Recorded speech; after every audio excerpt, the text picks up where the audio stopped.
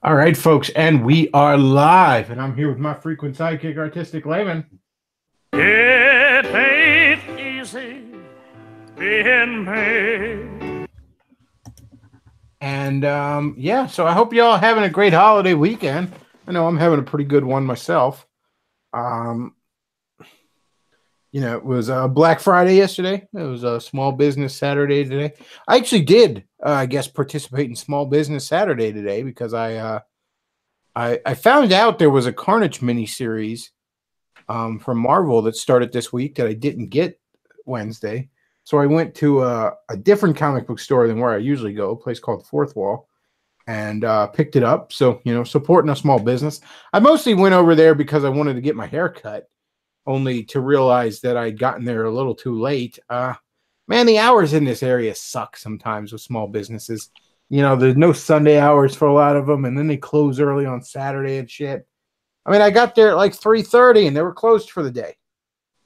I don't know when the fuck I'm gonna manage to get my hair cut now, because I never have time to get it done during the week. But whatever. And I did do a little Black Friday shopping yesterday. I went out in the Black Friday, during the afternoon, just because I just kind of wanted to go out in the hustle and bustle. I kind of like it, and I bought a couple of books for my dad at the bookstore for Christmas. So that was my Black Friday shopping. But I come to find out that wasn't acceptable. That wasn't acceptable to do that. So let's take a look at something that's acceptable, folks. Oh yes, please, let's. Because I love a pompous ass bag on the internet explaining to me what is and is not acceptable. Luke, could you bring this tweet up? I love it. So we have a tweet over here from Quintus Curtius. Now, I'm not overly familiar with Quintus Curtius, if I'm being honest with you. I've heard the name dropped in these circles a number of times. However, in the last couple of weeks, I've sort of wandered over to his Twitter, and he seems to live about 3 feet up his own ass. So he has a tweet here: an acceptable Black Friday purchases is. And then we skip to another. I don't know what the fuck is up with his writing style. This is an aside, folks. When I saw his tweeting writing style, I thought he was trying to mimic Trump. But then somebody on the Discord informed me he actually doesn't like Trump, because of course he doesn't. He's contrarian to the max. You can already tell. But apparently he is mimicking somebody from the Roosh forum that went by G Manifesto, and this G Manifesto actually turned out and again, I'm getting this information secondhand. I'm not a guy who goes to the Roosh forum, but apparently the G Manifesto guy turned out to be a huge fucking fraud, but people still mimic his dumb writing style here. An acceptable Black Friday purchase is space meeting with your tailor from Napoleon Roma, space, to order another custom suit, period. But the problem is that most guys are, space, not doing this. This is something, and I know I'm picking on this guy, but, he's a big old faggot, so fuck it. He actually blocked me for retweeting this, because I retweeted it with some sort of caption that said, I sure do love a pompous ass bag telling me what's acceptable. And here I bought my father a couple of books on Black Friday. If only I had seen this tweet in time. But I'm not picking on him specifically so much because I don't know a great deal about him. Maybe I'm wrong about him. He seems like a pompous jackass that lives 3 feet up his own ass, a pretentious fucking windbag. And I've sort of had my fill of that type here recently. But what really strikes me is, because this isn't alone. This is something I've seen a ton of. And you get it mostly from the hyper trad fucking pompous ass wipes. And it's this counter signaling against Black Friday. I even heard John Stonestreet on the Weekend Breakpoint show bitching about how Black Friday is evil and makes his pussy hurt. And his co-host even called him to task for it. He's like, what's wrong with buying gifts for your family?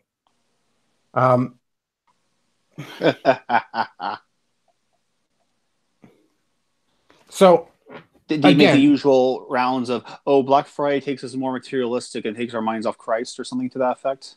Well, he was complaining about the materialism and all that kind of stuff. And he was complaining about all the fights, people fighting and rushing the door and shit like that. That's the outlier shit. Okay, that's not like, I'm sorry. Do we on the right not realize that the media is full of shit? Have we not figured that out yet? Am I the only one that's caught on to that? That maybe, maybe when they're showing you all those crazy fights, maybe they're picking those out of a giant ass country of 350 million people. So they have something to show you to fucking, get you watching the news and sell shit to their sponsor. I mean, come on, man. Don't fucking take that shit seriously. Have you ever seen one of these fights outside of a, shall we say, vibrant neighborhood? Because I haven't.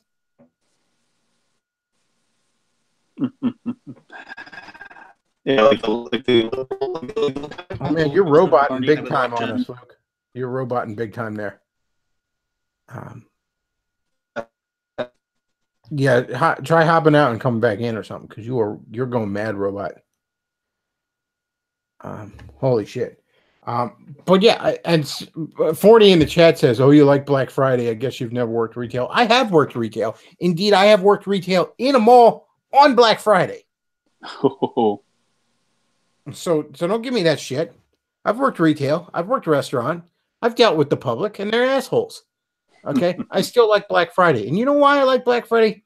I'm going to tell you all a little story as to why I like Black Friday. Because 10, 15 years ago, I used to be like the rest of y'all, counter-signaling against it. I'm not like the sheeple who go out and buy stuff on Black Friday. I'm so smart. I don't believe in the flying spaghetti monster. Yeah, I used to be like you guys on that. But then a little something happened. Back in 2009, I was working third shift. Now, when you work third shift, your sleeping schedule gets all fucked up, especially on the weekends, especially on long weekends. So, sometimes you end up on the weekends in like a completely inverted schedule where you're going to bed super early and getting up at like 3 a.m. or something. You know what I mean? That'll happen sometimes on the long weekends if you're trying to get back to, being in sync with the day walkers when you work third shift. So I was working third shift back in 2009, and that Friday morning, and I mean, by that, I mean around 3 o'clock, I'm wide awake. Like I just got up like 15 minutes ago. I don't know what you're putting on screen there, Luke, but I approve. Anyways, I'm wide awake a little after 3. And I decide, you know what? The mall opens at 4. At least I'm pretty sure they did. And I was like, I'm going to go to the fucking mall. I'm going to go to the Black Friday madness. Fuck it. I got nothing to do. I'm sitting here. Nobody's awake. I can't call a friend or something at 3 a.m. I got nothing to do. I'm bored. There ain't nothing on the TV box because this was 2009, back when people still watched television. I'm like, I'm going to go to the mall. Fuck it. So I go to the mall. The mall is a fucking ghost town. It is dead. Now the game stores were fucking packed. The 2 or 3 GameStops that are in the mall. Because remember, GameStop bought up all its competition in the late 2000s. So a lot of malls had like 2 or 3 little GameStops. But the game shops were like, one of them was like standing room only. They would like let somebody out. Like they're at maximum occupancy. I actually remember being in an FYE, and it was it had some people there, but not many. And this lady comes in and she's looking for new Super Mario Brothers on the Wii. And she's like, "Do you guys have any of that?" And he's like, "Yeah."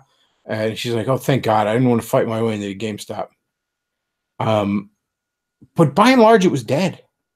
It was dead. The mall had just opened on Black Friday, and there were no crowds of people really. Like I said, the game stores were packed, but the game stores are super tiny anyways. The game store being packed is like 10 people in there, 10 customers in the fucking game stores down there, maximum occupancy. I saw Black Friday gone, more or less. It was gone. It was dead. And that was right after W's crash which transitioned into about 8 fucking years of Obama's economy, in which I didn't see as many people doing their Christmas shopping. I didn't see as many people out and about. I didn't see as much Black Friday crowds over those years. And these past 2 years, I've seen it back with a vengeance. Hell, King of Prussia, as much as I lament the death of the mall, and many of them are dying mostly because of social reasons more than economic ones now, and because none of us like to leave the house and all that kind of shit. But King of Prussia Mall, about an hour from me, is actually expanding, not dying. The mall in my county, its biggest problem is that department store anchor stores are dying, but the inside of the mall still has some life to it. I'm actually seeing people shopping again. I'm seeing people have a bit of hope in their eyes again that I didn't see during the Obama years. I'm seeing people have a buck or two in their pockets again that I didn't see during the Obama years. Certainly not to this extent. And I'm glad to see it back. I wandered out on Black Friday and it was crowded and the traffic was nuts and it was a pain in the ass to get anywhere, and I loved it. I was so happy about it. I went to Salad Works, I had lunch, and then I wandered over to the bookstore, did some Black Friday shopping, and I'm basically done my Christmas shopping now, by the way. I'm usually done before Thanksgiving. See, Black Friday's never something I really partook in, because I was usually done my Christmas shopping by Thanksgiving at the latest. I might pick up 1 or 2 more books from my dad, but for the most part, I'm done. I'm done. In fact, waiting on things to get here in the mail and then wrapping them is the extent of my Christmas shopping. And then I begin, setting up times to meet up with my various friends over the course of this month, and we'll exchange gifts. I like to do it that way because, I don't see everybody on Christmas. So, it'll be like maybe 2 weeks before Christmas or a week before Christmas or something like that. I end up meeting up with a bunch of friends. And, or maybe a friend here, a friend there, that kind of thing.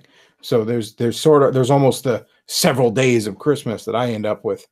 It's very nice how I got set up. I like that a lot. Anyways, I like the fact that it's out there. And everybody that wants to counter signal against it, and it's the same faggy mentality that wants to counter signal against capitalism and materialism from the alt/trad right and shit like that. I'm glad people are out buying shit again. I'm glad people can. I'm glad people feel like they can again. Because I saw over the past decade or so, I saw that well run dry. And I didn't like it.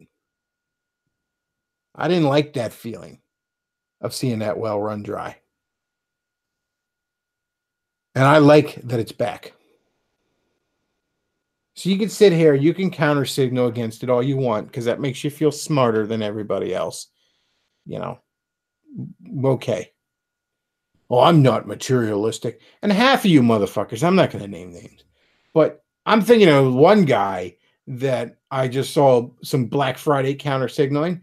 And I'm like, buddy, the only reason you don't like Black Friday is because you're a broke fucking loser who can't buy presents, and you don't have any friends to buy them for if you did have money. No, I'm a guy who has to watch my money right now. I had a rough year last year and a bit of a rough year this year, although it's better. Things are better. But I was able to get the money saved to take care of, my short little Christmas list.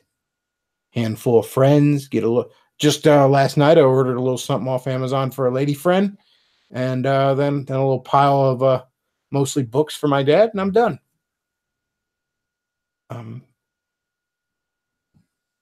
But yeah, I love Black Friday. I love Christmas. I'm not going to hop on board this gay ass fucking counter signaling against it. I'm not like the sheeple who go buy stuff on Black Friday. Well, good fucking for you. You want us to throw you a parade? A tip of the fedora to you too, good sir. I love Black Friday. I love Small Business Saturday. I love all that shit. I love Christmas. I love the fact that I'm done my shopping, so I can just enjoy the ambience of the season. Honest to God, I used to like going to the mall during Christmas season just to do people watching, just to watch everybody else shop. Just kick back with a smoothie from the smoothie stand and just watch the crowd go by. And yeah, you know what? This year I might do that again. Yeah, Black Friday is so prosperous that you actually buy books like these. Well, no, all these different kinds of books. I'm noticing a big old stack that ain't selling there too. But let's see. You have children's books, documentaries, and a smaller book called "A Well-Read Black Girl," subtitled "Finding Our Stories." Yeah, you were sort of undermining my point there with your big pile of shit at the bookstore there. But we're prosperous enough that liberals can buy this stuff. But that actually is the thing about it. A rising tide does raise all boats, doesn't it? Yeah. And whether you leftists want to admit it or not, you're better off with adults being in charge, aren't you? Mm-hmm.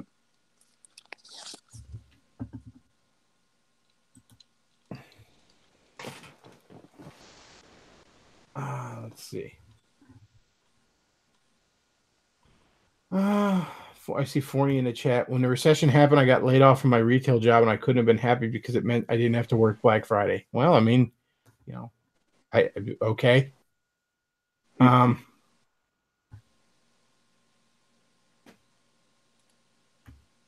see. So he says, I'm with Bechtloff here. Black Friday was actually fun. Cool. You don't even save that much money anyways. I didn't actually save any money off the stuff I bought yesterday. I bought a couple of books for the old man. And neither one actually turned out to be on sale. But whoopee jack shit, Yeah, the only thing I wanted to buy was a new printer, and nothing I wanted was on sale. Yeah.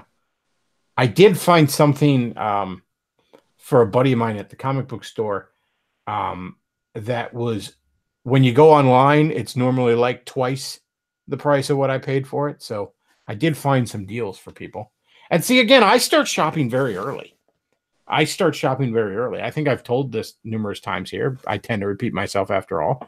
But I got into the habit like 15 years ago, early 2000s, when I started going to Comic Cons in the summer. I did most of my Christmas shopping then. I found really cool, unique shit from my friends at Comic Cons and stuff like that. So usually, it would be like August, and I've bought almost all the gifts I'm going to buy, and just got to tuck them away in the closet in a space I won't forget. I didn't really go into any cons this year, so that kind of hurt me. But I'll give you a perfect example. I bought a little something for a buddy of mine this year at the Spirit of Halloween store back in October. I saw something. I thought, you know what? My one buddy, he'd love that. Picking that up. Because again, I plan ahead on that shit. I love Christmas. I love getting gifts for my buddies. For my loved ones, I love Christmas Eve when my about my 2 or 3 or sometimes 4 closest friends and my dad, we all go to the Hibachi Grill in town on Christmas Eve. Used to be just my dad and the Jews were the only ones there. Me, my dad, and the Jews. But a lot of people go out on Christmas and Christmas Eve these days. It used to be the fact that the movies played on Christmas was the best kept secret in the world, but now not so much. But the point is, I love that. I love Christmas. I love this holiday. And I'm not going to get on board with all this gay counter signaling against it.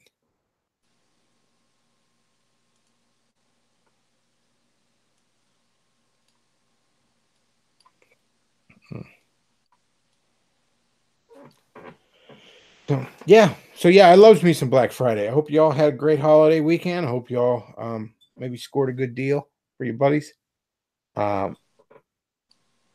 Honestly, like a couple of my buddies made out like bandits this year. I found them some great shit. Like it's all the self-control I can muster to not just start spouting it out now. And most of my friends in real life, they don't fucking listen to my show because they're like, Bechtloff, I have to listen to your fucking ramblings all the time anyways. Why am I going to listen to you on the air? But every once in a while they tune in, and that would just be my luck. you know, that this would be the 1 week they tune in. So I'm not gonna go into what I got. But man, I got my one buddy especially. He made out like a bandit. Let me tell you that. And I love that, man. Hell, it's almost a competition. It's almost a little bit of like I want to get you a better gift than you get me. Like, no, damn it, I'm the better friend.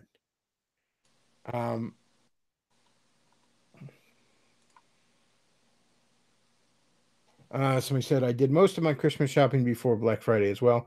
Yeah, like I said, I'm done a lot of it very, very early.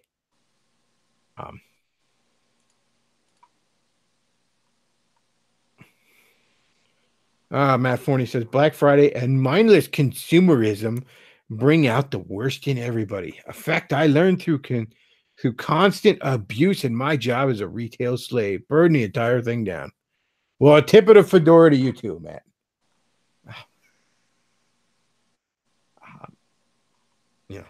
I, on the other hand, I'm a big fan of them all. I'm a big fan of Black Friday. I'm a big fan of prosperity. Somebody says you should get them in front of microphones and live stream the present opening. Somebody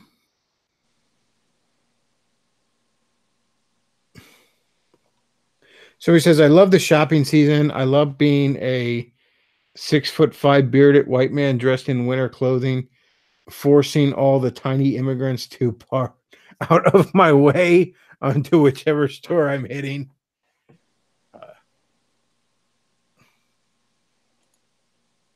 Yeah, I love this season, man. I got my tree all decorated. Luke, I don't know if you can bring up the pictures of my tree. You know, they're on the Twitter and Gab and all that stuff. I am literally Luke put a Santa hat on the Bulbasaur. I am literally sitting here in a Santa hat, folk. I love fucking Christmas. This season is fantastic. I've always loved it. I got my $1 Santa outside. It's a big plastic light up Santa. It's like 3 feet tall that I found at a thrift store for $1 one year, like the day after Christmas. It's this gaudy ass looking thing. Looks like it's from the 50s or 60s. I love it. It's the only thing I put out too for Christmas. It's enough. But I love this time of year, man.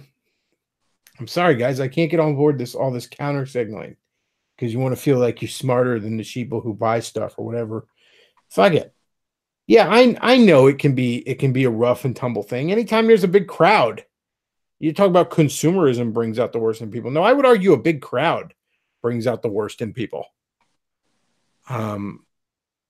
But whatever. You know.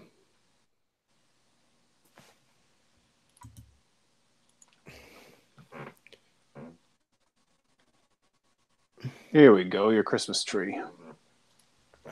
There we go. Yeah, I got like 3 pictures of it. It's hard to get like close-ups of the ornaments without getting too close to the tree. But yeah, man, that's my tree covered in a bunch of dorky fucking ornaments. A bunch of look, I got a predator in there. He's hiding in the Christmas tree. Got fucking Deadpool, got the Hulk, got Luigi over there. Hallmark's had great ornaments over the years. Got Spooderman, Iron Man, got Sonic, Mario. It's a great tree, man. I love it. Very nice. Big old dorky Christmas tree. Is there someone hidden under here, or is that something else? Oh, there's plenty others that aren't all that visible. Where were you looking at? The center with that bronze circle. Oh, that is a Batman symbol because you see right next to it is a Batman. It was a 2-piece set. Oh, so there it is. There it is. A Batman and you can't really see it that well in the picture. I also got a Superman and a Superman symbol matching ornaments. Again, it was some set from DC Direct back in like 01. Somebody says the Predator is even in there. They do Pope ornaments. That's a good one.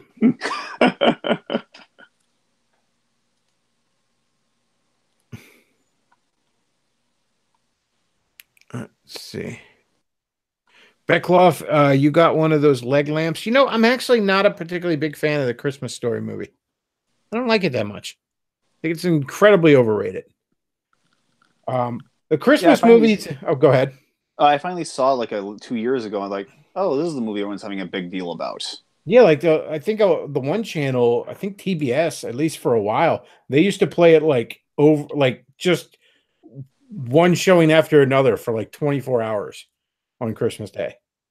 I'm like, okay. I mean, I'd much rather tune into that one channel out of Chicago that just shows a Yule log all day. Like I'd sooner put that on TV Christmas. The Christmas movies I love that I watch every year. We'll go from order of least importance to most importance to me. The least important one to me, I still love it, is Bad Santa. Bad Santa is a fantastic comedy movie. It's funny as hell, and it does have a decent kind of redemption story arc to it, which I think is fitting for the holiday. I also love Chevy Chase's Christmas Vacation. I mean, it's just a classic. You know, I don't think I have to sit here and tell you anything about that. Fantastic movie. After then number 2 on this list would be Scrooged with Bill Murray. That is probably the only good modern reinterpretation of A Christmas Carol. It's a funny ass movie. It keeps all the heart of the original story. It manages to mimic all the beats of the original story. Fantastic movie. And then the next one, the one I really have to watch each year, is Christmas Carol, but specifically the George C. Scott version. I believe it actually, I don't think it was actually theatrical. I think it aired originally on CBS in the early 80s or something like that. But it is probably, if there is a better version of A Christmas Carol put to film, I do not know it. George C. Scott absolutely nails that. It was fantastic from start to finish. That is a movie I watch every year. That's fantastic. In fact, when I used to do the comic stand with a buddy of mine, sometimes they'd play like Christmas themed cartoons, like Charlie Brown Christmas or the He-Man and She-Ra Christmas special they had. But I always brought up the Saturday closest to Christmas, the Saturday right before Christmas. I always brought up A Christmas Carol and played it a couple of times, the George C. Scott one. But Christmas Story, I never really got into that. I never really cared for it. It's just extremely overrated in my mind. Well, I don't like to feel good. I like to feel evil. Oh. Don't worry, Skeletor. Christmas only comes once a year. Somebody says, what do you call a Mexican fighting a Catholic priest? Alien versus Predator. Always good for a laugh there. So he says, no Die Hard. No, Die Hard's not a Christmas movie. God damn it. It just happens on Christmas? Yeah, I know it's funny to say, oh, Die Hard's my favorite Christmas movie. And the reason that's funny is because it's not a Christmas movie. It is a movie that happens to take place on Christmas. But Christmas is not a significant element to that movie.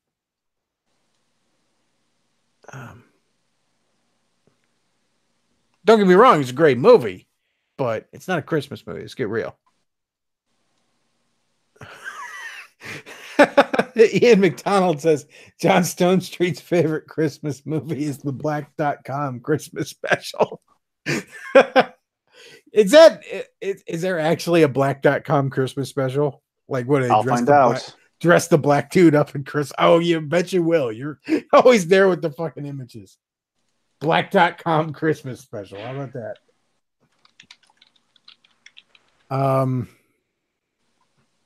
So he says, I never got into Miracle on 34th Street. Yeah, I could take or leave that. It's okay. You know what movie I watched last year on Christmas because it was playing at my aunt's house and I had never seen it, and holy shit, is it awful? It's fucking White Christmas with Bing Crosby. That movie sucks a fat fucking dick. Holy shit. Like, I'd never seen that. I'm like, this is just awful.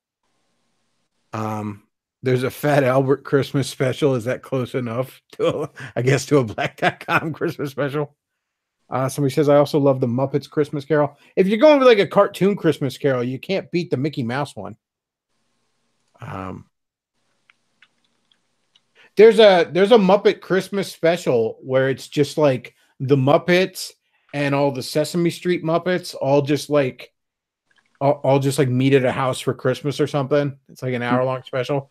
And it never gets re-released anymore because like those different properties now are owned by different things. But it was pretty good. I remember it as a kid. I liked it a lot. And it was just kind of a cozy special. Like there wasn't much of a plot to it. It was more just like, yeah, here's all these characters and they get together in a house and they have a Christmas party.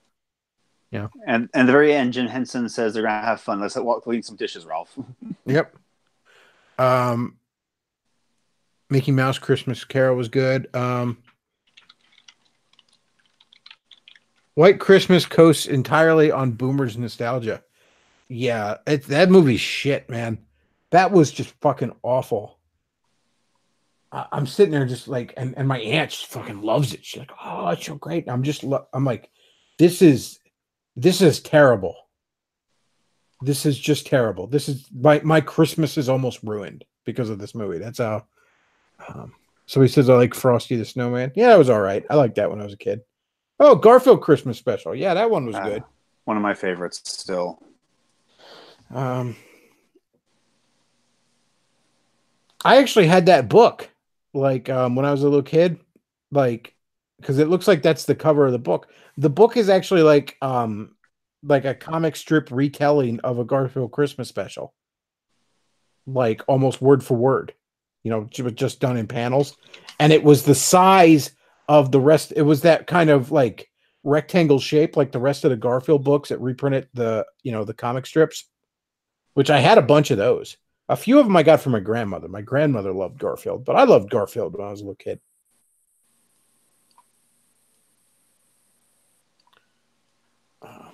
Yeah, the Chuck Jones Grinch is pretty good too. I actually don't think the live action Grinch is that bad. Everyone wants to shit on it, but it's okay. And for anyone interested, I have a 3/4 recommendation for the new version. I haven't seen it, but we'll take that.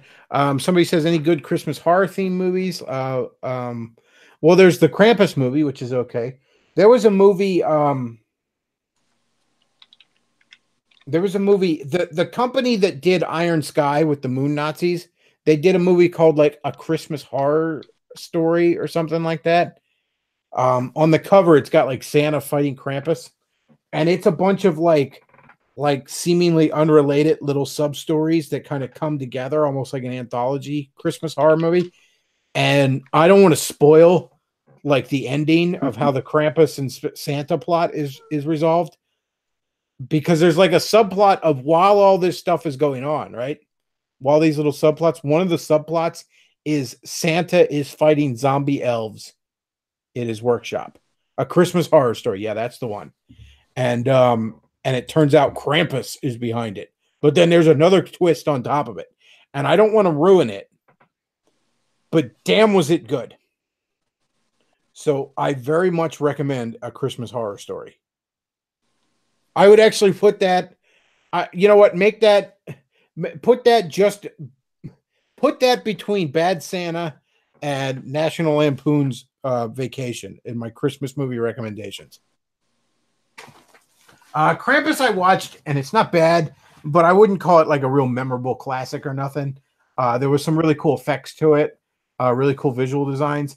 But for the most part, it was one of those movies I saw, and I'm glad I saw it, but I don't really feel the need to revisit a great deal. Yeah, one of the biggest problems is that they tried to combine horror and humor in certain areas that just crossed over, right? All right, you're roboting again on us, Luke. Sorry. Trust me, I know how frustrating it is when you're roboting, Luke. So, somebody says, do you remember the Santa Claus movie from the 80s? I think Dudley Moore was in it. It's sort of ringing a bell, but only vaguely.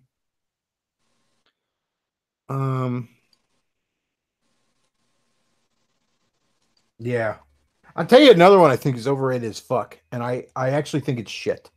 It is shit. And it's so popular. Is that fucking Elf movie with Will Ferrell. That movie sucks a dick. I would rather watch White Christmas again than fucking Elf.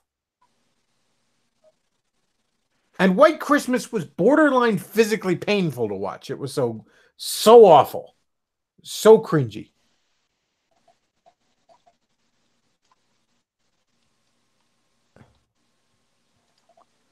Yeah, it's one of my younger relatives' favorite movie. Oh man, everyone fucking loved that movie. I worked at Suncoast. I think it was the year after that movie had come out or had come and gone. Because or maybe it had just come. It was on DVD and even VHS at the time. Because we still had a small VHS section. I think it had come out the Christmas before or something. But everybody just fucking loved that movie. We could not keep that fucking thing in stock fast enough. Do you have Elf? Like, you sure you don't want to watch Spider-Man 2 or something that doesn't suck? God, that movie sucks. Was this the movie that popularized Will Ferrell or something, or was it something else? I don't know. I think he was kind of a thing before that. Man, it was just fucking awful. Like I said, I'd sooner watch White Christmas again.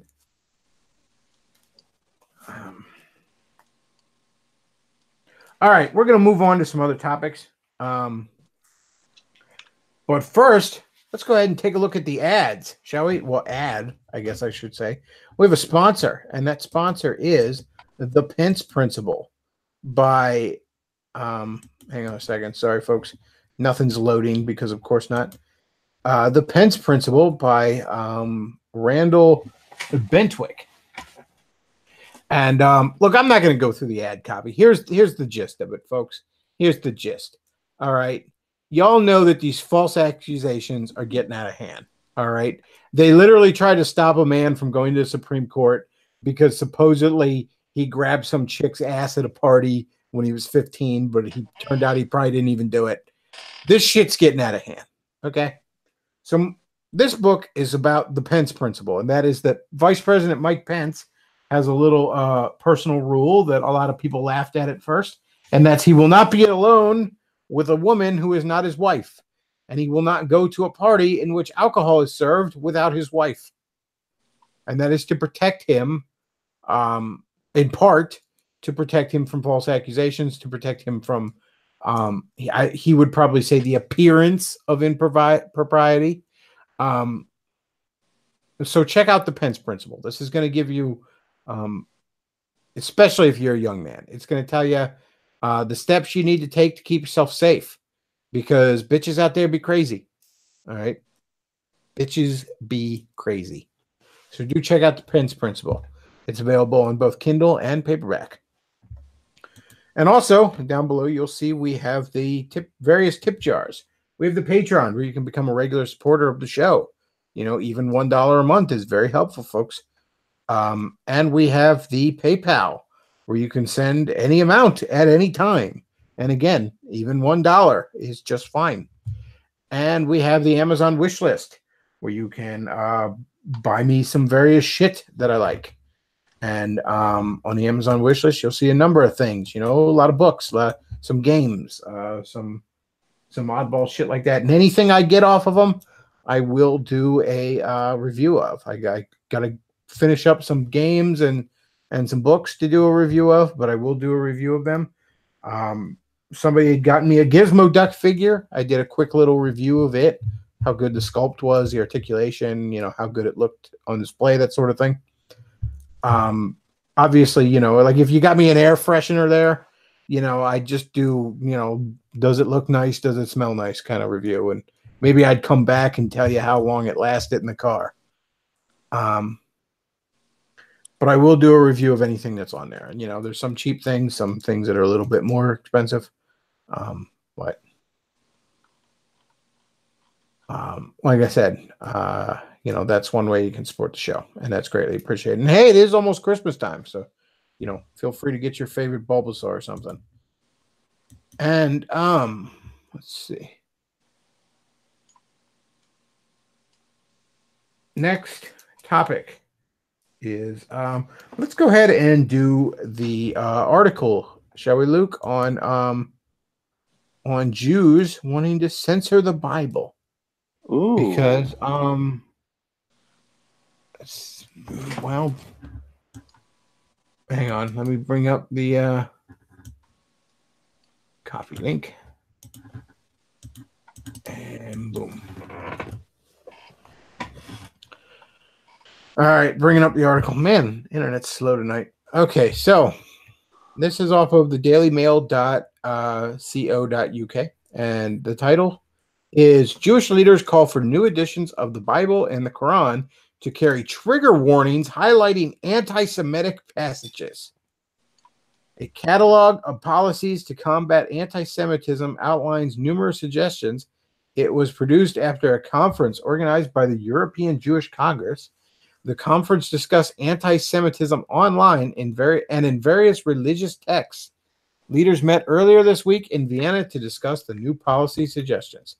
Jewish leaders are calling for new editions of the Bible and Quran to carry warning messages which highlight anti-Semitic passages in the holy text. The recommendations have been made in the new document called An End to Anti-Semitism! A catalog of policies to combat anti-Semitism. It was produced following an international conference organized by European Jewish Congress in which the academics gathered to discuss how prejudice and discrimination can be tackled. Oy fucking vey. Among the policies mentioned in the document was the idea of warning messages in the holy text, a topic discussed in a chapter entitled Recommendations Regarding Religious Groups and Institutions. The document reads, translations of the New Testament and Quran and other Christian or Muslim literatures need marginal glosses and introductions that can emphasize continuity with Jewish heritage of both Christianity and Islam and warn readers about anti-Semitic passages in them. While some efforts have been made in this direction in the case of Christianity, I'm sure there's some fucking cucks who have done that shit. These efforts need to be extended and made consistent in both religions. Yeah, good luck with the Durkas. You managed to have tricked a lot of Christendom that you're their friends, but I don't think it's going to work well with the goat fuckers. There are several themes in the New Testament that have come under fire for their use as justification for anti-Semitic attitudes. Yeah, there's this one guy who called the Jewish leadership a den of vipers. What was that guy's name? Blanking on it, Luke. What was that guy's name? Jesus? Something like that? Yeshua, was it? Yeah, it'll come to me. It'll come to me. These include the blame of Jews for the death of Jesus and the seemingly stubborn nature of the Jewish people and their disloyalty to God. Yeah, because that's just in the New Testament. While there are some negative remarks about Jews in the Quran and negative portrayals of the people, the Archbishop of Canterbury, Justin Welby, has previously spoken of how religious texts can be exploited or misrepresented to promote discriminatory attitudes. Writing in a collection of essays published in 2016, he said, "It's a shameful truth that through its theological teachings, the church, which should have offered an antidote, compounded and spread this virus." Well, I think there's a lot of people in the one true church that are spreading a particular virus, but I don't know if it's that. The fact that anti-Semitism has infected the body of the church is something which we as Christians must be deeply repentant. We live with the consequences of our history of denial and complacency. The document, which was produced by academics, including Dina Porat and Lawrence H. Schiffman, also calls on anti-Semitic texts and passages in the heritage of Christianity and Islam to be identified and rejected. Other recommendations, including religious leaders and thinkers, publicly denouncing as unholy writ, canonical or quasi-canonical writings of religious anti-Semites.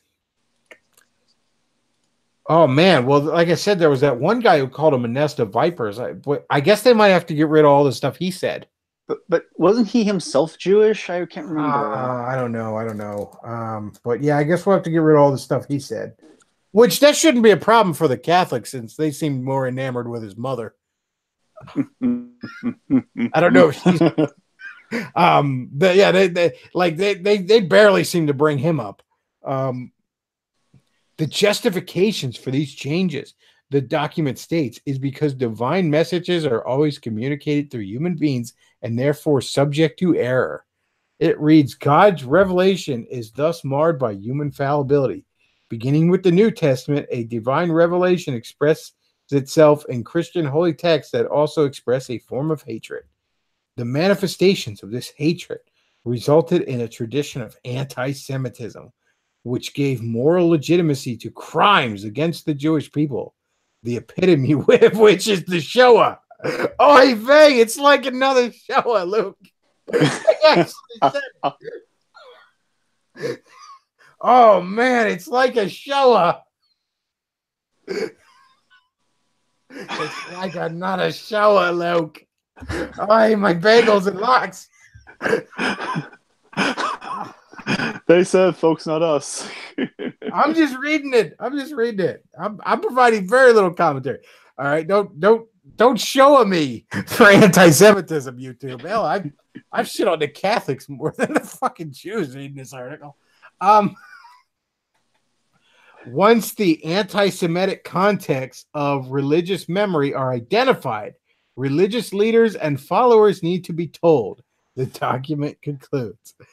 Other areas highlighted following the conference include addressing anti-Semitism online, oy vey, and within research organizations and academic institutions. You better not be looking into that 6 million there, guy. This includes ensuring internet search engines privilege positive depictions of Judaism and accurate descriptions of the history of anti-Semitism. Well, you're going to have to pick one. I don't think it can. Academics have been reacting to suggested recommendations laid out in the documents. Dr. Christine Joynes, a theology lecturer at Oxford, told the Times that she had, quote, some sympathy, unquote, over the suggestions of an annotated Bible, but said the whole Bible needs a health warning to read it through the right critical lens and in historical context.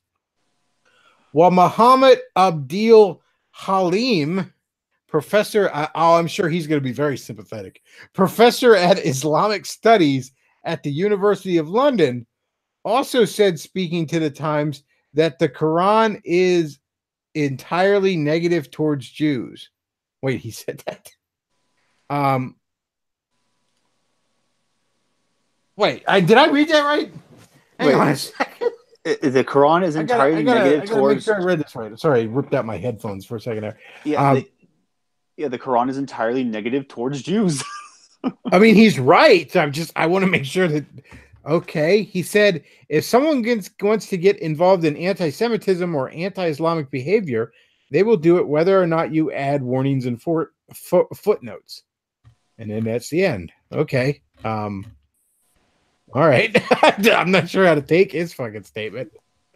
Because then, like, the last part kind of, okay, whatever. Shit. Huh.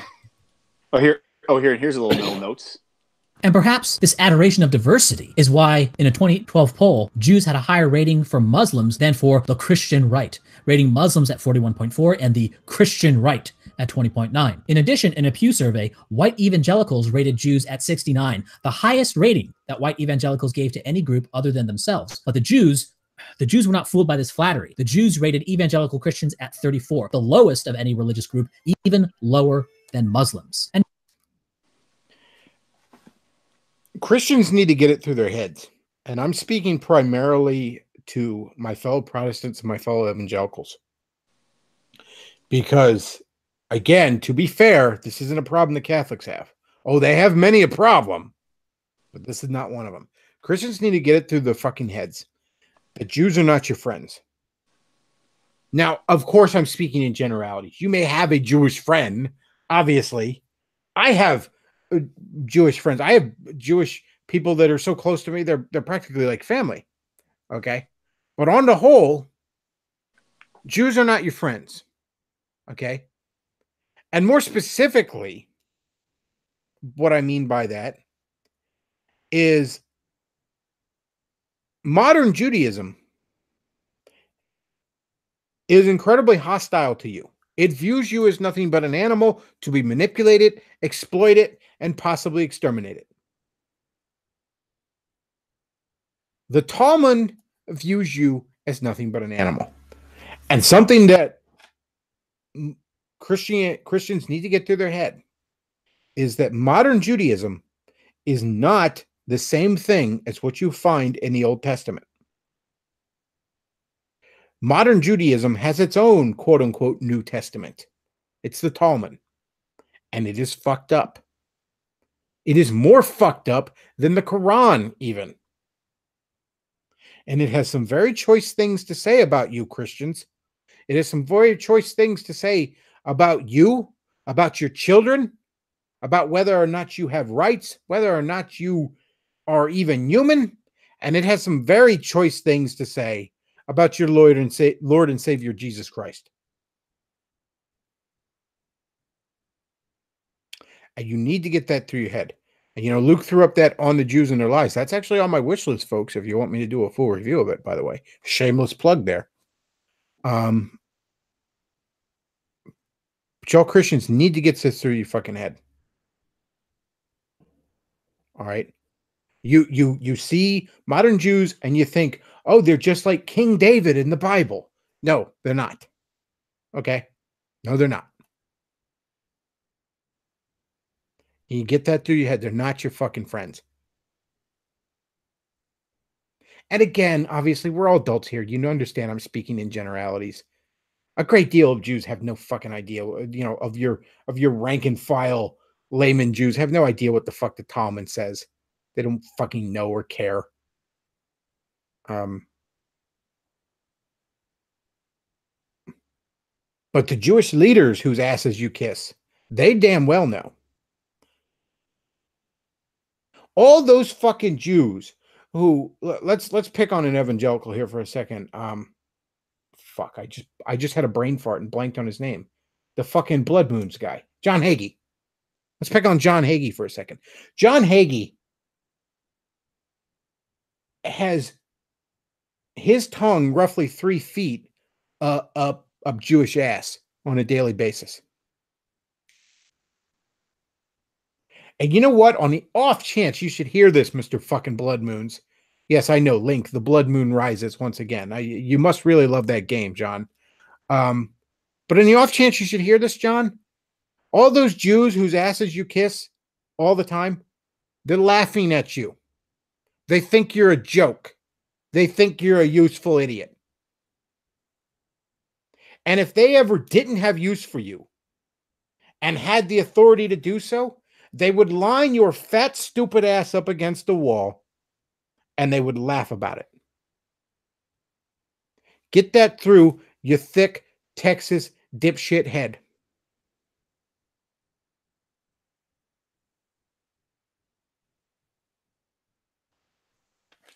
All right, let's move on to a lighter topic, shall we? Let's talk about the great thought audit of 2018, shall we? Now, I didn't watch this a great deal, but I've seen the memes kind of exploding from it. Basically, it's become a meme now of reporting. So we all know that there's a big thought-based economy going on online. All right, there's your tons of girls that they just make their money being cute chicks on the internet. Okay, obviously the extreme example of this is the findom fetish, but it's all basically the same thing. It's, send me money because I sort of, because I'm showing cleavage on the internet. Subscribe to my OnlyFans and premium Snapchats and all this other shit. It's probably the primary way porn stars make money at this point, because I know an individual shoot doesn't cost a lot of money, but their thirsty fucking beta orbiter fans probably throw them a lot of money. Well, a bunch of guys have decided, I need another loser funding holiday. Look at it. I almost respect the Findoms more because at least they're honest about it. At least they don't pretend to like you. But a bunch of guys have decided. I think this is originating from Pole. I could be wrong. I only kind of discovered this like sort of today. But a bunch of guys have decided, take the ones that are making shit tons of money and report them to the IRS, because most of these hoes aren't reporting that shit. They're reporting, the 10 hours a week they work at fucking Arby's or whatever they're doing on the side to keep the IRS from. That's all they're reporting. There's quite a bit of butthurt, and there's quite a bit of these rad femme pro sex worker hoes that are all like screaming incel as the IRS is butt fucking them to oblivion. I don't know, fellas. Is it still cuckoldry when you watch the IRS fuck that girl? I'm not sure. Is that still cuckoldry? I'm not sure. We'll have to figure that out. But it's extremely funny. It's extremely funny because these hoes, not just like the Findoms, but the girl, the porn stars that get a bunch of donations, or the chick that plays fucking Fortnite on Twitch with her tits out and stuff. These girls aren't reporting their shit to the IRS. They're not doing that. Okay. And it ain't like they're making fucking $50 a month or something. Some of these girls are making shocking quantities of money because, man, when they hit a real vein of thirst out there, boy, they struck gold. So yeah, there's gonna be some funny stuff coming from this. I suggest watching it. The hashtag thought audit on Twitter is where you want to be. All right. So one more topic we're going to talk about tonight is we're going to talk about that missionary that was killed out in what was it, South India Island or whatever. I don't have the article in front of me, and frankly, the details aren't that important. But what happened was there was an island of secluded tribesmen, savages.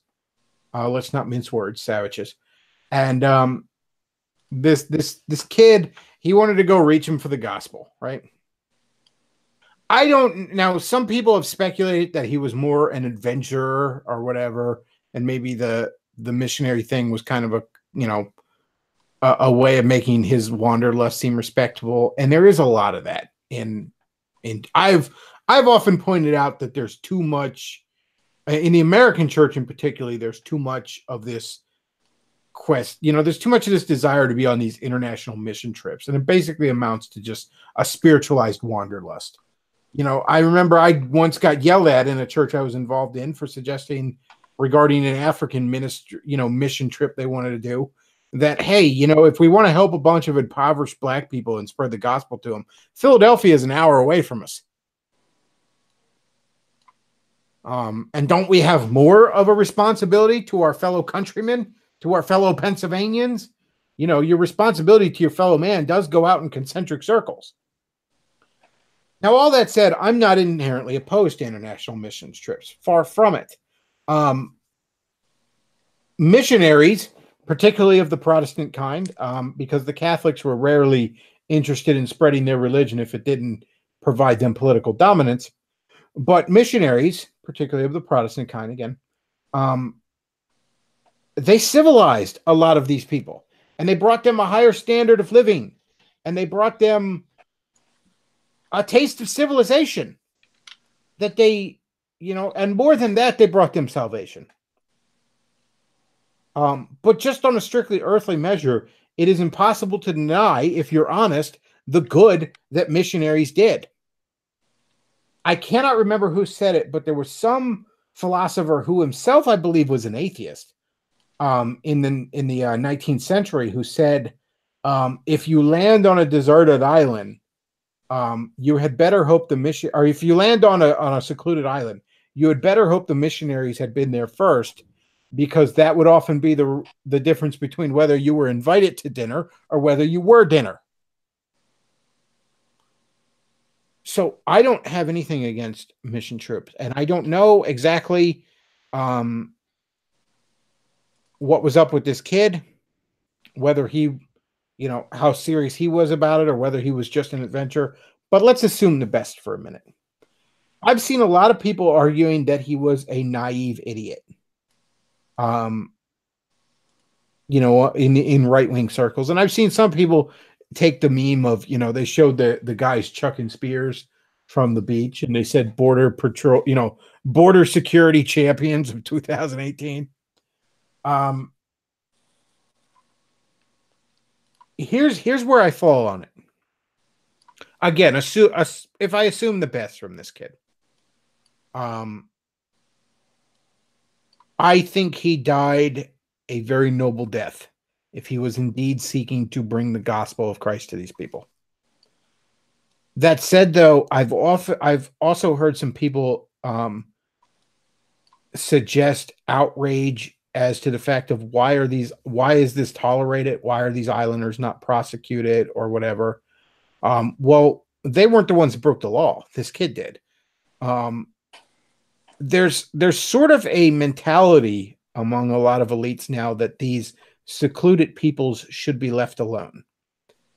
And there is some argument to that. Obviously, everybody brings up the disease thing. You could cough on them with the common cold and they're not exposed to that, so they die 3 days later. Okay, fine. That's obviously a concern. And then there's this weird sort of prime directive morality where, we shouldn't interfere with them. And I kind of see that too. But at the same time, as Christians, it's our duty to bring the gospel to all people. And these are people in need of the gospel. So on one hand, I salute this guy. But on the other hand, some people have said, oh, why weren't these people? I don't have any anger or animosity towards these people for killing this guy. Not a shred of it.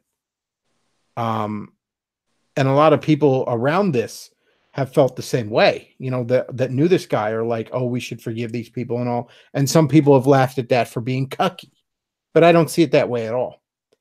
The way I see it is, Steve Irwin famously said that when one of the animals bites him or stings him or whatever, and that it is never the animal's fault, it is his fault, because he is encroaching on the animal, and the animal doesn't know any better.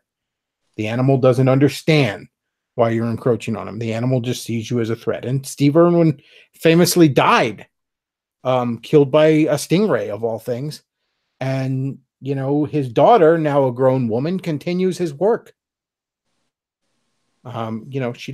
She wasn't mad at the stingray. And there's a certain element of that to this. These people don't know any better. So, you could be like, how could they just, forgive, still wanting, I should put this. There's some people I've heard that say like, this guy's friends are a bunch of cucks. These people kill him and then they still try to reach out to him. Well, these people don't know any better. All these people knew is someone was encroaching on their space. They don't know any better. They're not to blame for this.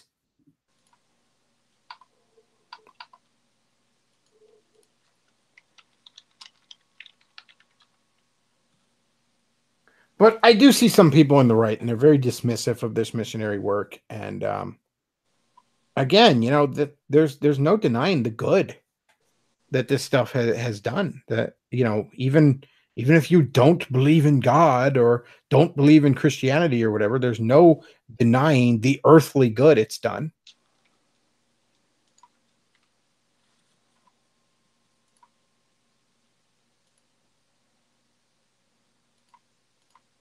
And there's one appropriate song I can think of for this moment.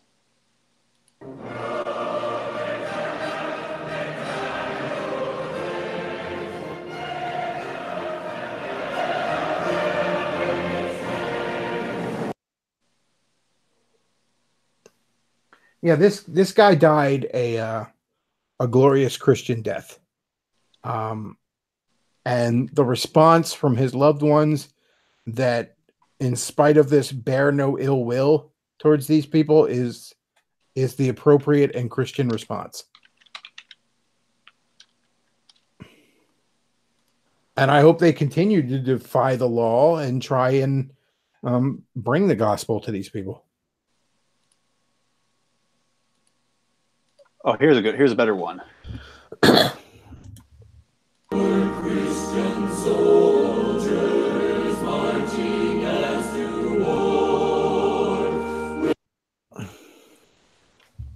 Alrighty, so with that said, that's all the topics I had for tonight, folks. I'm going to go ahead and open this up for callers.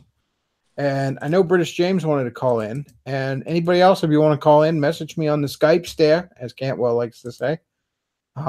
Or go ahead and message me on the Discord. If you're on the Discord, say, you want a link, and I'll send you a link. And we'll take some callers. Alrighty. Oh, I love Christmas. Loves me some Christmas, Luke. It's the best time of year.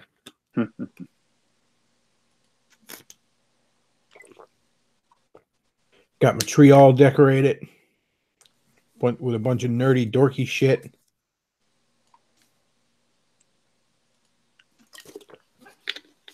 Got presents coming. They should come. Both of them are supposed to come this week by the 27th. And then once they come, I'll be able to start doing gift exchanges.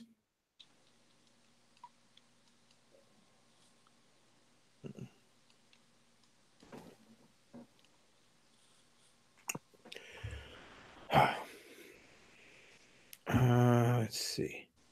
Hallmark has had some great freaking ornaments over the years. Like that one there, it's a Golden Age Superman with an Action Comics #1, like a 2-part set. Like I didn't even put all my ornaments up, man. I got a bunch that they just didn't have room for.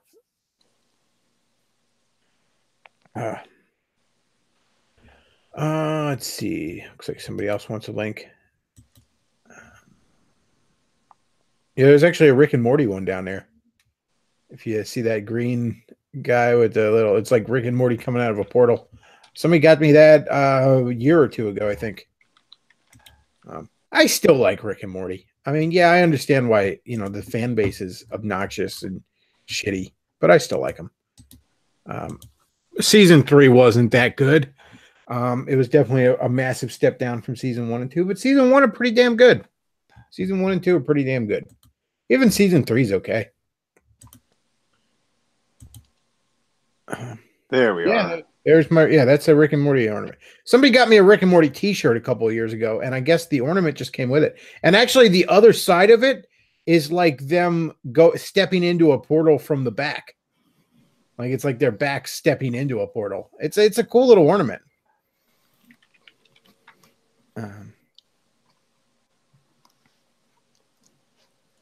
So to be fair, you have to have a pretty high IQ to understand my Christmas tree. British James, what's on your mind? Oh, nothing much. I was going to say in regards to the Christmas tree, I'm still waiting for the helicopter and the rope and the communist to be hanging from it as an ornament. I would scoop, like, Hallmark, get on that. I need a Pinochet ornament. Actually, I had a few points because I was re-listening to a few old streams. This was in regards to Netflix, because I've only had Netflix and I've got Amazon Prime, which is not too bad. it's got everything. But if you want to sort of pay for odd bits, you can usually get the modern stuff. There's sort of films that have just been released. But you know how you get cable companies in the US? We've got I think the biggest provider of cable in the UK is Sky. I don't know if you've got like the equivalent of that. But these guys will basically pay absurd amounts for these film rights. It's usually why you often can't get the most modern films. I think the latest Marvel film I can get on Netflix is like, I think it's like Captain America: Civil War. I know they've not got Avengers. It's you have to admit, look how much, like, I've got family members who pay for Sky cable in the UK. It's like £80-90 a month, so it's like $120. Well, and they don't watch half the shit. You would think that Sky, or not, I'm sorry, you would think that Netflix would be able to get at least the Marvel movies at a decent rate, since they have a deal with Marvel to produce TV shows or Netflix shows, whatever you want to call them.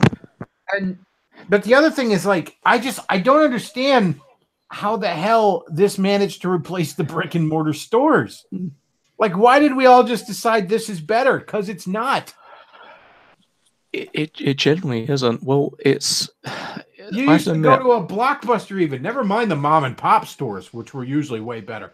But you'd go to a Blockbuster, and you'd have way better... If that shit had come out on DVD, it was available to rent. Period. And if it was brand new, unless there was a huge rush about it, you were guaranteed for it to be there because they had like a dozen fucking copies. I think on the film aspect, it's a lot weaker, but in terms of television, I think it's a far more viable market. I know Netflix has got every series. I don't know if it's in the US because obviously you guys have got, is it like CBS or whoever? Yeah, it's a little better on TV shows. I'll give it that than it is on movies. Because Blockbuster never really works for television. So I mean, I've actually Blockbuster was starting to die by the time TV on DVD, like TV shows on DVD, became a real big thing. Blockbuster was already starting to kind of die. But yeah, and also I guess renting something when you're, it doesn't make as much sense to rent it when it's, when it's 17 hours worth of content, You might not be, although now I guess everyone binge watches shit on fucking Netflix anyways. But yeah, it's better on TV shows. I'll give it that. But I don't know. I just fucking hell, I miss the video store. I miss the video store. I don't catch new movies that often anymore. Even when I want to catch them on fucking DVD, it's like I can't rent them anymore. So I'm kind of fucked. The thing is, my dad's always been a really big DVD collector. I mean, he went from VHS to DVD to Blu-ray, and even then with to be honest, you've never really gone to Blockbuster for TV shows. So it's like, yeah, here's this whole trunk, like I don't know, like 15 kilos of VHS. Yeah, that's the Next Generation season 1 watch. What were you saying there, Ian?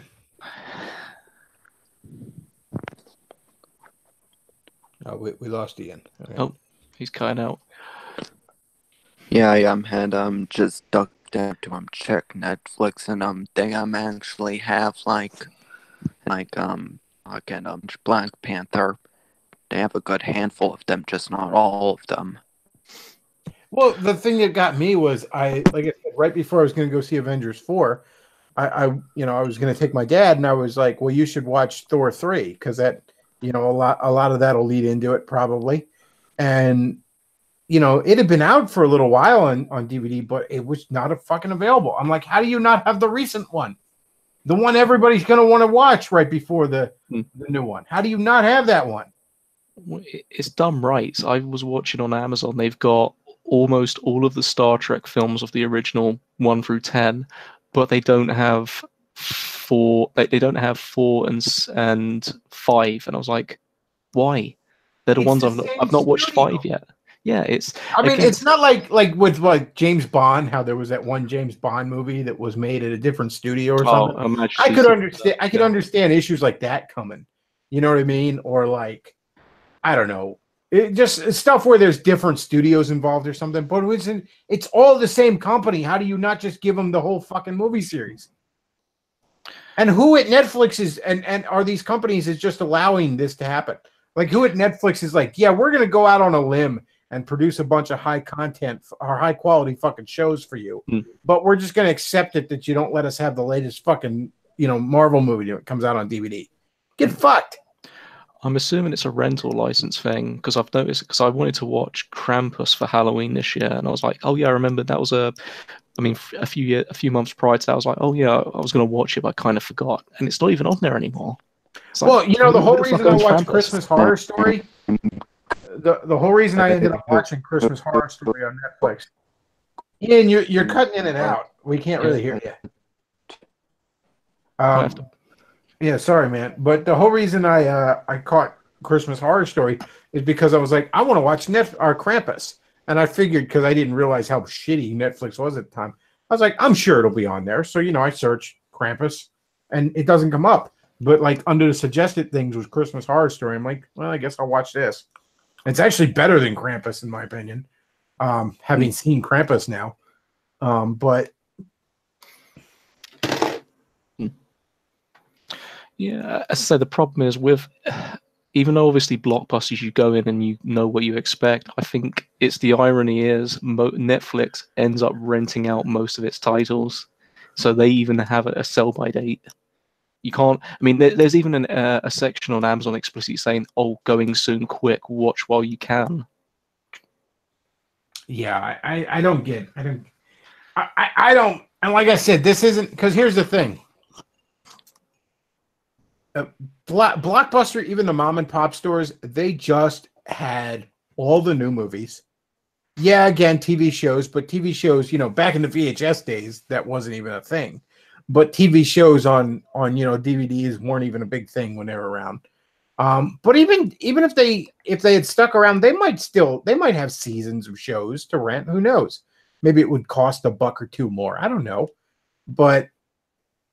It was in some ways it was a great business model because you buy, 20 of the new movie that came out on DVD. You rent them for a bunch of time when they're hot. Then once they die down in popularity, you sell all of them but 1 or 2 copies for cheap. You get a little bit of extra money there. And that was the other great thing about Blockbuster is you could find movies cheap.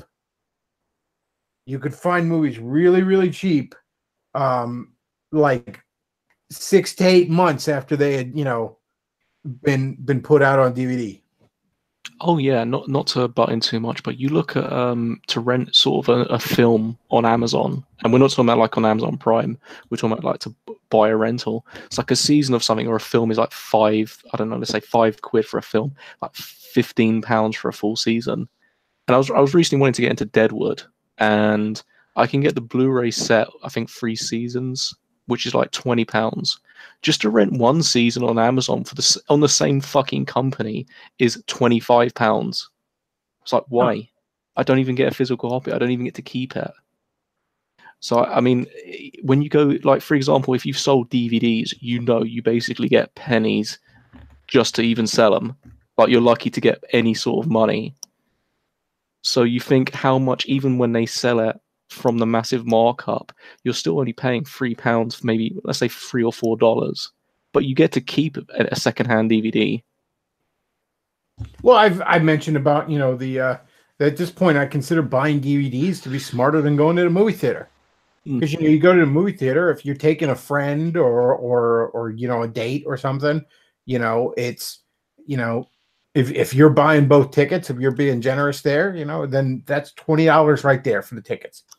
And then you add on the fucking mortgage you got to put out to get some popcorn and shit. And then compare that to you go to Target when it comes out on DVD, you spend $15 to $20 to buy the fucking DVD. And now you own this DVD till the end of time if you so choose. Watch it as many times as you want. Have a dozen fucking friends over to watch it. It's not $10 a pop. And boom, there you go. Like I'm probably going to check out the Ant-Man and Wasp movie, and I'm probably going to check out there's a couple other movies that I've been wanting to see, like Happy Time Murders. And you know what I'm probably going to do? I'm probably just going to end up buying them on fucking DVD. And if I don't like them, I'll just sell them. My one local game store, they do use DVDs. They don't give you a lot of money for them because they sell them really dirt cheap. But at the very least, you get a little bit back for it. but it's still cheaper than if I'd have seen them in theater.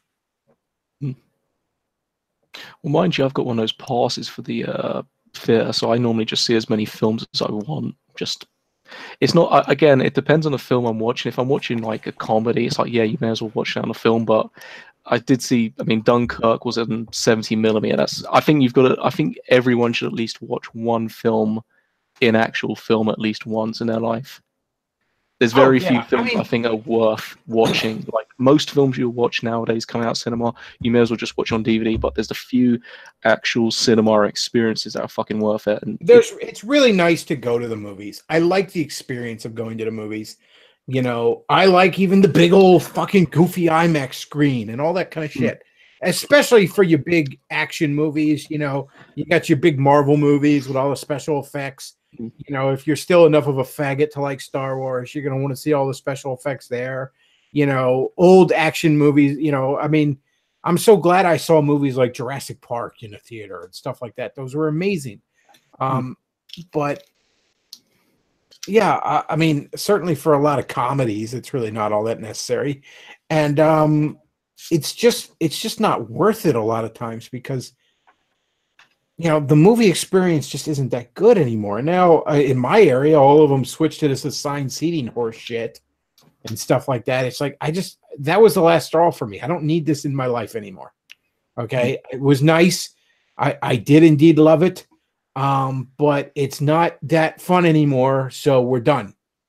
All right. If I want to watch a movie, I'm just going to fucking, and hell, a couple of times people have sent me fucking pirate links to watch. I watched fucking Deadpool 2. Even though I didn't have the money to go to a theater, somebody sent me a little link. Hey, I didn't do nothing wrong. I just clicked on a link someone sent me. I didn't even look for it. Pure accident. Yeah. Shit.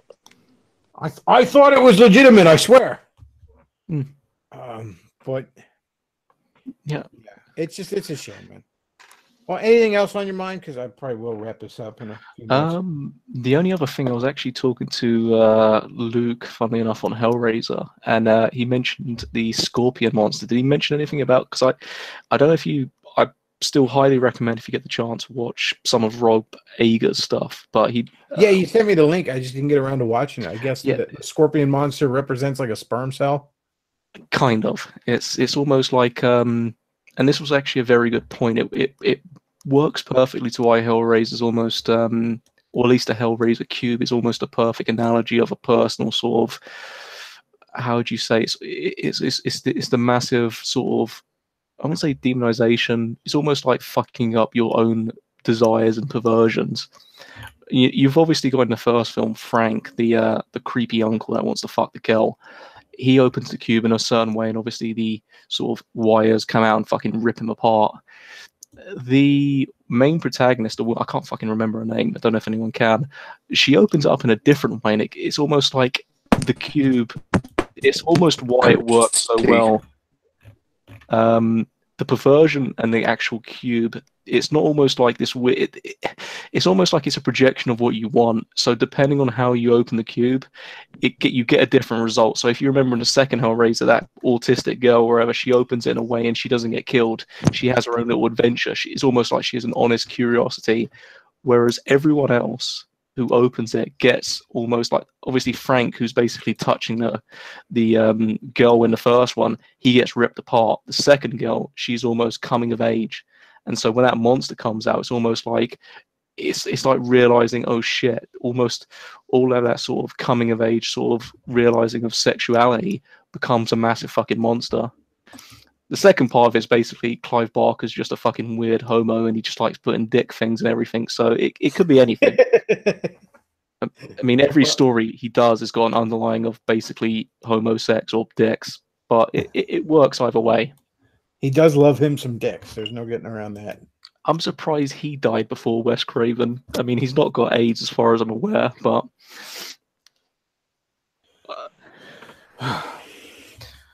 Well, mind you, hopefully if he does another film, I mean, the last one was bad.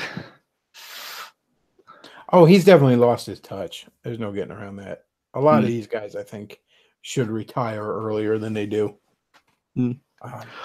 Oh, there was actually Just one last thing, because I think I remember about a stream ago you talking about lost media and stuff. That was sort of, you know, oh, Ian, your mic's leaking a little bit. Ian. Oh. Sorry, man. I'll mute your mic there. But yeah, lost media, like sort of, there's basically books, films coming out of the works out of nowhere. I don't know if you know, but two things have actually, funnily enough, happened. Who's the guy who did Citizen Kane? Now I just completely forgot his name off the top of my head. I can't remember off the top of my head either. Fat guy, loves to do peas. Orson Welles. Yeah. Orson Welles actually just finally got his last film released this year. It took so many years. He actually, here's the thing, right? If you want to talk about the most craziest director, he would do a shot, run out of money during the scene, then send, let's say, for example, there's actually a great documentary. Funnily enough, Netflix, this is the only time Netflix actually does anything good. Their own production stuff, if it's good, it works. And that's the thing, they never lose license. So if you watch things like Narcos, and I think even like Stranger Things, that's a license they're never going to lose. You can always watch that. If they lose the license, they're fucking insane. But they had a documentary where Orson Welles essentially did one scene of a guy punching another guy, run out of money to do the reaction shot, did a couple dumb films, and then shot the reaction scene 4 years later with a completely different fucking cast. Like some of the most insane stuff, because obviously everyone knows him for Citizen Kane. But apparently, when he became kind of fat and weird, he did a lot of experimental stuff. But that film just got released 2018. I think The Other Side of the Wind, which I've heard is quite good. The second one, which also came out in the same year, is have you ever read Who Goes There? The story that was based on The Thing. Well, that was originally a short story. It turns out some guy doing some research found a full manuscript for the full novel, because it was meant to be like some short story, and they're releasing, I think, next year the full book. And it's like no one fucking knew it existed. Like the crazy things you can find. That's actually pretty damn cool. I guarantee you find, especially after Stan Lee's death, you're going to probably find a lot of manuscripts just magically coming out of nowhere. Just do a bit of research on Stan Lee in a few years, and you'll find comics that you didn't think existed. Well, back in 2000, Stan Lee actually kind of faked that with the Sentry. There was this character that was introduced in the Marvel Universe, and it was a Superman-like character that had, like, in canon, like, he was a big hero in the Silver Age, but everyone forgot about him for some reason, and the premise of the series was what made everyone forget about him. And they did this weird sort of meta advertising in Wizard Magazine where Stan Lee claims that he found some unpublished comics that he had worked on with some guy called The Sentry. And it turned out they were completely faked. And it was like John Romita Sr. had actually just sort of changed his art style around and did these so-called drawings that he had found from some artist they made up. And it was funny too, because like this artist they made up, a month prior, like Wizard Magazine was in on it. Wizard Magazine did a fucking obituary for that guy like a month prior. It was just some of the most amazing viral meta marketing that I'd ever seen. Oh, it's perfect trolling. It's did you see earlier this year they had the I won't postpone the ending. That's the wrong guy. That's Century, Luke. You're looking for Century. But like NTRY. It's and that's Orson Welles. That's a completely different thing. Yeah, that's Orson Welles is also not the superhero in question. Yeah. Jonathan Frakes is not looking too good. Jonathan Frakes should be playing Orson Welles if you see what he looks like right now. Like there should be an Orson Welles biopic starring Jonathan Frakes. Well, you could probably do it. I mean, it's almost 80 years since Citizen Kane. I think Citizen Kane was late 30s, but actually I was going to say, oh shit, I had the point, but I completely got derailed. John, never mind. I think if Luke can find the image. Oh no, I got the point. Did you see someone try to steal one of, that street artist Banksy? They tried to steal one of their sort of things and sell it onto an auction. and it was like a portrait, and they're selling at the auction. It's gone for like several million, and then as soon as the auction finished and it was sold, the actual image inside of the frame started to shred the picture. The guy who just bought it is like shitting himself, and the auction is like just carrying the thing on. They don't care. Wow. All right. Well, I think I'm going to wrap this up because I'm kind of running out of steam for the evening. Folks, if you enjoy the content I put out, do consider checking out the tip jar. We got the PayPal, the Patreon, the Amazon wish list. Always, you can support the show. You can also support the show by checking out the sponsor, the Pence Principle. And yeah, folks, that's about all we got for tonight. I hope you all had a great holiday weekend. You know, don't let a bunch of pompous assholes convince you that it's uncool or unwoke or whatever other gay shit to just fucking enjoy the holidays. Just enjoy the damn holidays. All right. You know, if you have loved ones, if you have friends and family you can enjoy the holidays with, if you have a buck or two in your pocket, you can buy a Christmas present for somebody. Be fucking thankful. Don't be out there sneering and counter signaling and all this other gay shit. God, y'all fucking Scrooges need to eat a dick. So that's about all we got for this week. I want to thank you all for watching, and Bechtloff out.